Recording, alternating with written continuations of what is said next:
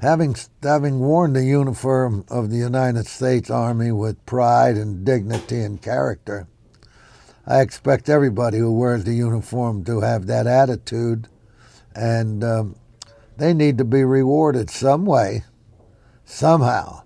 So having them come to Dodger Stadium, see a baseball game, it's our little way of saying thank you. Don't ever do anything to tarnish what it represents, the United States of America.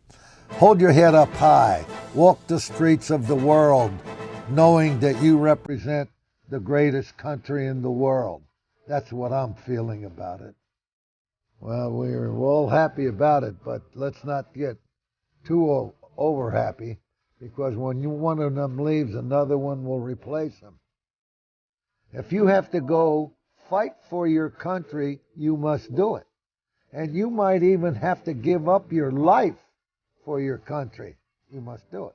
Now, there's a father talking to 5 youngsters, telling them about wearing their uniforms with pride. We're playing there. I was coaching third base, and there was 2 guys right out here and left, kind of towards a little bit leaning towards center field, and they started a fire, and they were going to burn the flag. And Rick Mundy ran from center field, and I saw him run, and I ran from the third base coaching box out there. Well, he scooped up the flag and kept on running. And I went to these 2 guys and I said, take a punch at me. Come on, I want both of you to take a good punch at me, because then I'm going to bury you right here on this spot for touching that American flag and ready to burn it. But Rick Mundy beat, and he got the flag, and he saved the flag, which was a heroic thing that he did for our country. When I went there for my first time to the Air Force Academy to speak, the young officer who was driving me and my wife to where we were supposed to go, in conversation he said to me, he said, I came to the academy wanting to be a pilot.